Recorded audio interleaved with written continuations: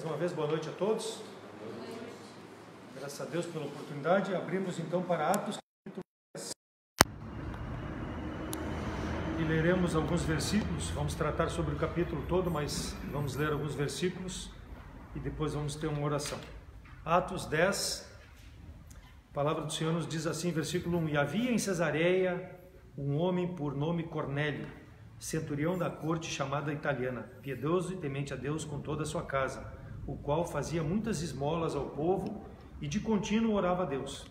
Este, quase a hora nona do dia, viu claramente uma visão de um anjo de Deus, que se dirigia para ele e dizia: Cornélio, o qual, fixando os olhos nele e muito atemorizado, disse: Que é, Senhor?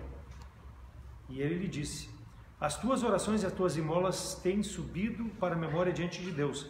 Agora, pois, envia homens a Jope e manda chamar a Simão, que tem por sobrenome Pedro, que está em casa de um certo Simão Curtidor, que tem a sua casa junto ao mar. Ele te dirá o que deves fazer.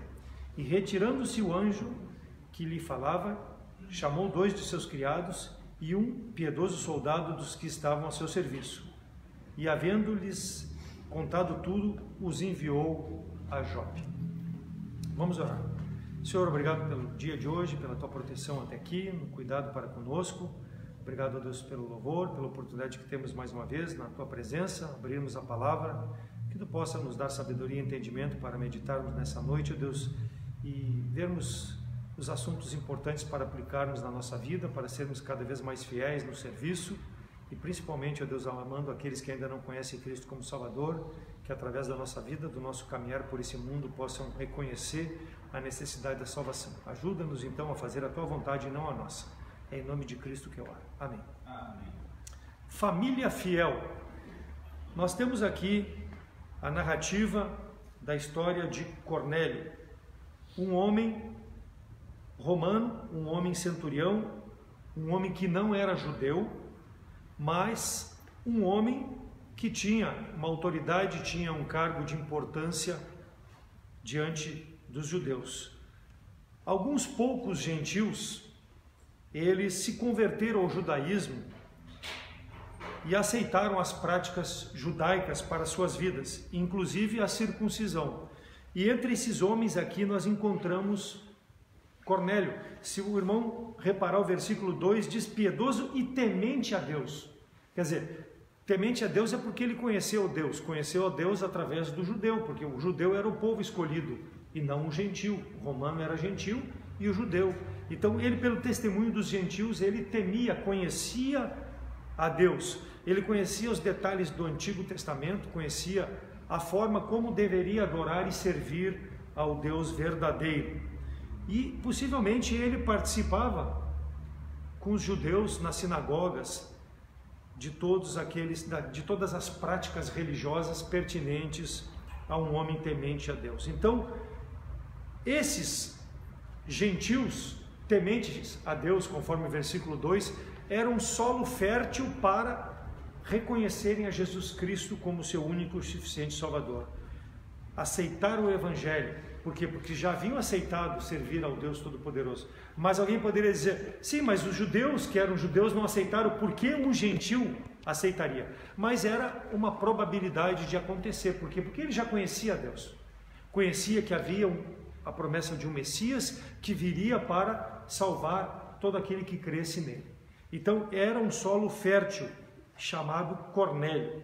E nós vemos aqui no versículo 2 que ele e toda a sua casa, irmãos, temiam a Deus, fazia esmola, temia a Deus, fazia orações. Então era um homem que, com a sua crença, ele passou para a sua família da mesma forma como ele cria. Olha a importância da liderança diante da sua família, diante da sua casa. Quão importante é o líder para com a responsabilidade que tem de levar a palavra de Deus aos demais familiares. Famílias são alcançadas a partir de uma pessoa, e aqui especificamente alcançada a partir desse homem centurião chamado Cornélio.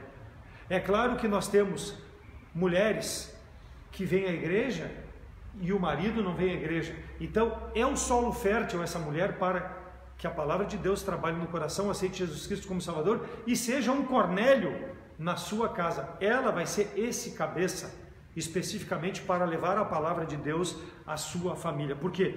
Porque Deus trata a salvação individualmente, mas veja que o interesse de Deus é pela família, por causa de todos que compõem a família. Deus tem o mesmo interesse. Então aquele Cornélio é a forma que Deus tem de usar, seja através de uma criança, como nós temos muitas crianças chegando para ouvir a palavra de Deus, recebem Jesus Cristo como Salvador, vão ser o Cornélio na sua casa. Não a liderança sobre a família, mas em termos de palavra de Deus, são a liderança de levar a palavra para essas pessoas. E Deus vai fazer a obra a partir desse temente a Deus, daquele que crê em Jesus Cristo como Salvador. Por quê? Porque Deus quer envolver a família na sua igreja. E nós sabemos que a base de uma igreja é a família, coisa que está sendo feita pela mídia, em geral, contra a família. Quantas e quantas coisas sendo feitas, dizendo que não precisa casar, que não precisa ser relacionamento entre homem e mulher, pode ser relacionamento entre homem e homem, mulher e mulher, o que importa é ser feliz. Mentira! Deus não quer isso para a vida da pessoa, porque Ele quer pessoas tementes a Deus, e para temer a Deus, precisa ver na palavra de Deus como eu posso fazer para servir a Deus. E Deus ama o pecador, sim, mas Deus não ama o pecado do pecador. Ele precisa se arrepender do seu pecado. E Cornélio se arrependeu. Ele era um homem temente a Deus. Ele era um espelho para a sua família. Então, deixará o homem, pai e mãe, unir-se a uma mulher, e os dois serão uma família.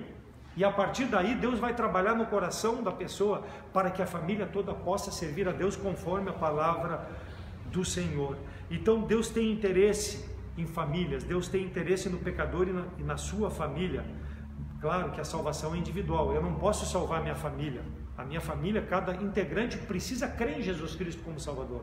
Mas eu sou o cabeça, eu sou o meio para o qual Deus me salvou, para que os demais familiares possam ser alcançados, apesar da salvação ser individual. Então o interesse de Deus nesse homem mostra a necessidade e a responsabilidade que a liderança tem sobre os seus. E aqui sobre os seus pode ser pai, mãe, pode ser filhos, pode ser esposa, pode ser parentes chegados que estão sob a sua responsabilidade. Deve dar o testemunho. Então esse homem foi um homem que foi uma bênção junto à sua família. E versículo 17, estando Pedro duvidando entre si acerca do que seria aquela visão que tinha visto, eis que os homens que foram enviados por Cornélio pararam à porta e perguntaram pela casa de Simão. Então Cornélio havia tido essa visão do anjo, pedindo para que procurasse a Pedro, porque Pedro teria palavras pelas quais ele e sua família seriam salvos. Eram tementes a Deus, mas conforme o Antigo Testamento, pela graça eles precisavam receber Jesus Cristo. Então vai, visão dita, e manda chamar Pedro, e ele vai te mostrar como tu, temente a Deus, pode ter a salvação a ti e toda a tua casa. E Pedro, se nós lermos ali dos versículos 9 até o 16, também Deus preparou o momento para que quando aqueles homens chegaram para chamar Pedro e levar para falar sobre Jesus Cristo ao centurião, Deus mostrou ali para Pedro, no sonho, o que deveria ser feito. Por quê? Porque Pedro achava que o gentil era uma raça diferente da judia, e realmente era, mas Deus fala para ele, não faça comum, versículo 15, aquilo que Deus purificou. Por quê? Porque esse homem já é separado por mim, Cornélio e sua família. Tu vai lá, Pedro, e prega o evangelho. E Pedro atendeu a esse chamado de Cristo. Sabemos que Pedro foi um homem separado para pregar aos judeus. Paulo, depois, Deus já estava preparando, Jesus Cristo já estava preparando para pregar aos gentios. Mas aqui, Deus está comissionando Pedro especificamente, vai lá, Pedro, e prega para esse gentil, especificamente Cornélio. Por quê? Porque ainda o homem que vai pregar para os gentios está sendo preparado, que era Paulo. E ele atendeu e foi lá. E quando chegou lá, ele e encontrou toda a família reunida, porque Deus disse: não faça comum aquilo que eu purifiquei. Vieram os dois e levaram Pedro para pregar o Evangelho. Capítulo 11, versículo 3. Quando Pedro foi pregar para Cornélio e a sua família, e eles receberam Jesus Cristo como Salvador e foram batizados, ele retornou e veio contar para aqueles irmãos o que havia acontecido. E aí ele começa a ser questionado: como, Pedro, tu entraste sendo judeu a ter comunhão com homens incircuncisos, ou seja, homens que não são separados por Deus? Pedro sabia: não faça impuro aquilo que Deus purificou. Ele foi pregar porque Deus separou para a salvação. Ele não estava se contaminando, ele estava levando o Evangelho. E é assim conosco hoje, irmãos. Nós não podemos nos contaminar com o mundo, mas Deus não nos tirou do mundo para que nós possamos pregar o Evangelho àqueles que ainda não conhecem Jesus Cristo como Salvador. Não vamos pactuar com o pecado dessas pessoas, não, mas nós vamos mostrar Jesus Cristo para que eles possam ver a verdade e abandonar o seu pecado. Foi o que aconteceu com Cornélio. Por isso que Pedro aceitou esse desafio, sendo judeu, para pregar para os judeus, foi lá pregar para Cornélio, porque sabia o plano que Deus tinha para a salvação. Eu não entrei para pregar para homens incircuncisos, que Deus despreza, não, Deus pediu para que eu pudesse, porque essa alma é preciosa para Deus, assim como é para nós, irmãos. Toda alma deve ser preciosa aos nossos olhos, como foi aos olhos de Pedro, mesmo Pedro. E se nós observarmos no capítulo 10, versículo 23, Pedro se vacinou. Olha só o que diz ali no versículo 23. Então, depois de Pedro receber aqueles dois homens e ir embora para pregar para Cornélio, ele, chamando para dentro, os recebeu, e no dia seguinte foi Pedro com eles, e foram alguns dos irmãos. Pedro levou testemunhas da igreja, para que pudesse testemunhar, para que ele não ficasse sozinho quando ele voltasse, porque ele sabia que ia ser crucificado por se misturar com gentios. Mas ele não se contaminou, ele foi levar a palavra da verdade para uma família toda, e eles aceitaram Jesus Cristo como Salvador. Então cabe para nós esse desafio, irmãos. A nossa vida nesse mundo não é de contaminação, mas é no meio dos contaminados nós pregarmos o Evangelho, para que eles possam ter o remédio que é a palavra de Deus, a salvação em Jesus Cristo, a cura para a sua alma. E é o que Pedro tinha em mente quando teve essa responsabilidade especificamente, ir pregar para um gentio.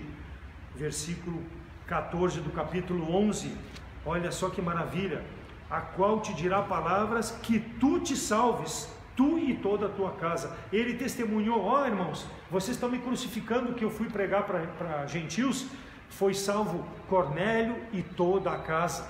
Foi o que Deus me disse: vai e prega. Essa é a nossa responsabilidade, toda a casa. Deus está interessado em famílias, mas começa muitas vezes por uma pessoa dessa família. Nós não podemos desanimar, não podemos desistir. Cabe a nós testemunhar, pregar o Evangelho às pessoas que carecem da salvação. O interesse de Deus é na coletividade, mas começa muitas vezes por uma pessoa para atingir os demais. Capítulo 10, versículo 47. Capítulo 10, 47. Respondeu então Pedro: pode alguém porventura recusar água, depois de ter apresentado Jesus Cristo para todos, para que sejam batizados estes? Então não foi só Cornélio, estes todos foram salvos. Todos aqueles que estavam reunidos, esperando, ansiosos pela palavra de Deus. Todos que nós testemunharmos podem ser salvos. Não cabe a nós saber quem vai ser salvo, mas cabe a nós testemunhar, pregar a palavra de Deus. É o desafio para a nossa vida. As pessoas estão sedentas, ouvir e crer, não só porque vem na igreja, mas porque nós levamos com a nossa vida, com o nosso testemunho, com a nossa fala para essas pessoas, sejam nossos familiares ou outras pessoas do nosso relacionamento. Romanos 10, 13 e 14, porque todo aquele que invocar o nome do Senhor será salvo. Como, pois, invocarão naquele que não creram? E como, pois, crerão naquele que nunca ouviram? E como, pois, ouvirão se não há quem pregue? Pedro foi desafiado por isso. Eu tenho que ir lá pregar, eles precisam ouvir. A fé vem pelo ouvir, e o ouvir vem pela pregação da palavra de Deus. Nós temos a palavra, nós temos a condição de testemunhar, de pregar. As pessoas estão sedentas. Então esse foi o entendimento de Pedro, irmãos, e deve ser um entendimento para mim, para a sua vida, de pregar o Evangelho para as pessoas, para que as famílias possam ser alcançadas. Quantos dos nossos familiares, irmãos, parentes, carecem, e nós muitas vezes não pregamos, estão sedentos. Mas não querem ouvir, mas cabe a nós pregar. Nós precisamos manifestar. Gênesis 7:1, depois de Deus dizer para Noé: Noé, eu vou trazer o dilúvio, eu estou cansado desse povo, mas eu te escolhi a ti, a tua esposa, teus filhos e as nora, e vou preservar vocês. 8 foram preservados. Faz uma arca. E Deus deu todas as instruções, depois de tudo feito, e Noé pregando a palavra para as pessoas. Mas 7:1 diz que depois disso o Senhor a Noé: Noé, tu já pregou, então tu e a tua casa entra na arca. Por quê? Porque eu tenho visto que és justo diante de toda essa geração. Noé pregou, as pessoas não quiseram ouvir, mas Noé ouviu o chamado de Deus. Foi salvo ele e mais 7 pessoas, 8 pessoas no total. Por quê? Porque ele foi fiel, e Deus se interessou em toda a família de Noé, não foi só em Noé, em toda a família de Noé. Interesse de Deus pelas almas, interesse por todos, mas não é por força, é pelo Espírito. A pessoa precisa crer, precisa se converter para entrar na arca, para crer em Jesus Cristo como Salvador, ser resgatado da sua condição de pecado. Todos deviam entrar, mas Noé foi o único com a sua família considerado justo. Fé na palavra do Senhor torna o homem justo. A fé vem pelo ouvir, e ouvir pela pregação da palavra de Deus. Então, como é que eu vou ter fé em Jesus Cristo? Quando eu ouço que Ele é Salvador, que Ele é Redentor, que Ele vai me salvar do pecado, que Ele vai me salvar da condenação eterna, que eu estou separado de Deus e que Ele é o único caminho. Eu vou ter fé naquilo que eu estou ouvindo. Nós precisamos pregar a palavra de Deus. Mas Noé pregou e não quiseram ouvir. Bom, o problema não é nosso, nós precisamos pregar. Mostrar o interesse de Deus pelas pessoas, individualmente por suas famílias. Partindo do cabeça, assim como aconteceu com Noé, todos foram conduzidos salvos. Por quê? Porque sabiam do perfeito propósito de Deus para suas vidas. Por quê? Porque o líder manifestou e mostrou. Ali no livro de Atos, um pouquinho mais adiante, vamos ali para o capítulo 16, a narrativa de Lídia. Lídia é o nome da minha irmã. Foi salva também, porque creu, ouviu. E diz o versículo 14 e 15: uma certa mulher chamada Lídia, vendedora de púrpura da cidade de Tiatira, e que servia a Deus, nos ouvia, e o Senhor abriu o coração para que estivesse atento ao que o Paulo dizia. E depois que foi batizada, olha só, ela e sua casa nos rogou, dizendo: se haveis julgado que eu seja fiel ao Senhor, entrai na minha casa e ficai ali. E constrangeu para que entrasse. Lídia, uma mulher, assim como Cornélio, gentia, da mesma forma, vivia com os hábitos judaicos, mas não cria em Jesus Cristo. Paulo foi lá e pregou para ela, e a palavra de Deus diz que ela e a sua casa foram batizados. Então começou pelo cabeça da casa, uma mulher, cabeça. Ela creu e passou para toda a família a palavra, e as pessoas creram e foram salvas, porque creram em Jesus Cristo, não na Lídia, mas creram na palavra que lhe foi pregada. A ausência de liderança, irmãos, é fatal para a condenação, e muitas vezes nós, como líderes, nos abdicamos da responsabilidade de falar de Jesus Cristo para as pessoas. Muitas vezes até os nossos filhos não creem. Por quê? Porque não veem Jesus Cristo na nossa vida. Como vão crer se não veem Jesus Cristo na nossa vida?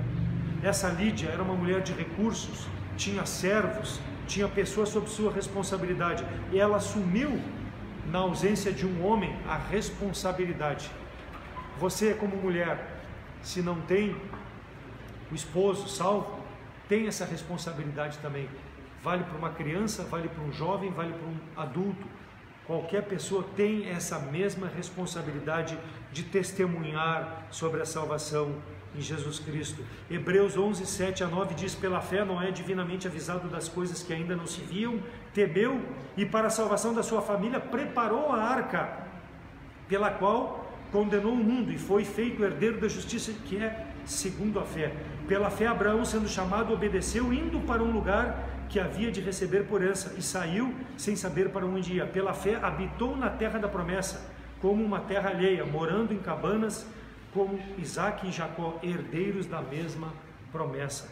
Abraão foi considerado o pai da fé, Noé herdeiro da justiça.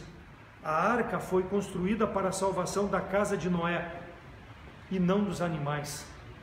Os animais foram salvos? Foram, mas Deus tinha interesse em Noé e sua família. Deus tinha interesse. Os animais foi uma consequência pela fidelidade de Noé. Imagina, irmão, se Noé tivesse falhado, nós não existiríamos hoje, porque Deus teria dizimado completamente o homem. Então olha só, pela fidelidade de um homem, Noé, o evangelho hoje está na nossa mão. Por quê? Porque Abraão foi o pai da fé e ele creu nas promessas de Deus, e aí gerou Isaque, gerou Jacó, e de toda a descendência veio Jesus Cristo para nos dar salvação. Então o plano perfeito de Deus, porque pessoas, cabeças de família, confiaram nas promessas de Deus e obedeceram a Deus e fizeram a sua parte proclamando a palavra do Senhor. Vale a pena crer em Deus. Ele é um Deus poderoso. Ah, mas eu estou com dificuldade, mas eu estou com isso. Não importa. Deus não deixa de ser poderoso apesar dessas dificuldades e desses problemas. Por quê? Porque Ele é superior a tudo isso, e Ele não está interessado nos nossos problemas, Ele está interessado no nosso eu, na nossa alma, na nossa vida eterna. E o homem está preocupado com as coisas passageiras. Por isso que só Noé e 8 e 7 foram salvos com ele. Por quê? Porque os demais não criam na palavra de Deus. Mas Noé pregou. Cabe a nós, da mesma forma, pregarmos para que essas pessoas possam ter fé. Graças a Deus por homens como Cornélio, como Pedro, como Paulo, homens como Noé, como Abraão, como Isaque, que foram fiéis, líderes, como Lídia, uma liderança que foi fiel ao compromisso de mostrar a palavra do Senhor às pessoas. Salvação dos filhos, dos filhos, dos filhos, gerações e gerações. Pode, irmãos, a partir talvez da nossa vida, do nosso testemunho.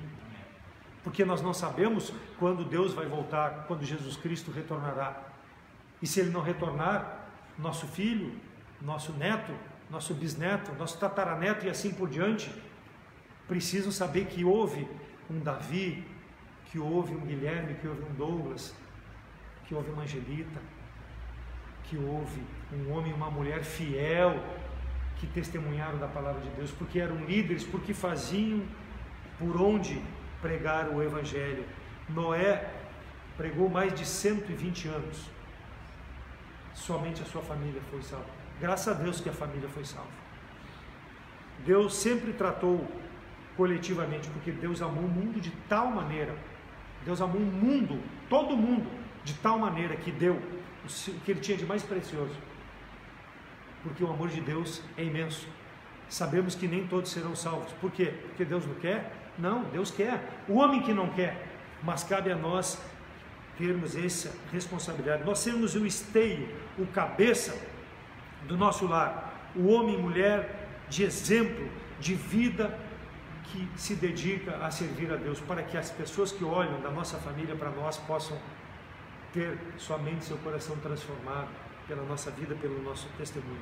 Então essa exortação, irmãos, que nós continuemos firmes nos propósitos de servir a Deus e de levarmos a mensagem da salvação àqueles que ainda não creem, talvez nossos filhos, talvez nossos parentes, seja quem for, mas como líder precisamos,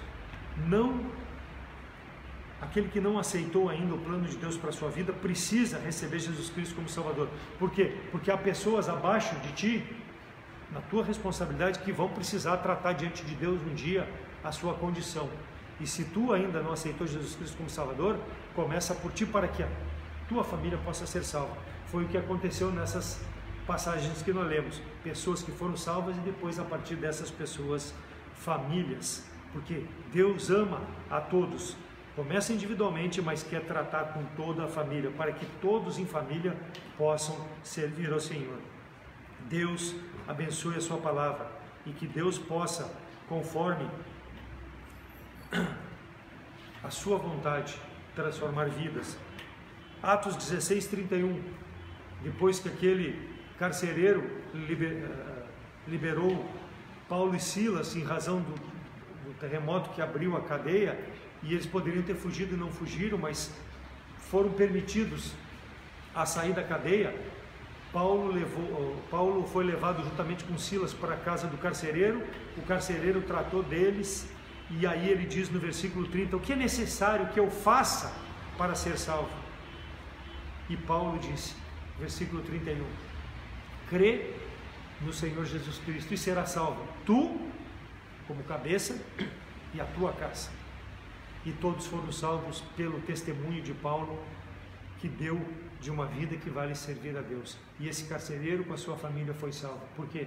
Porque creu. Então basta crer. Se tu ainda não crê, que Deus possa falar ao teu coração para que possa aceitar Jesus Cristo como seu único e suficiente Salvador. Amém?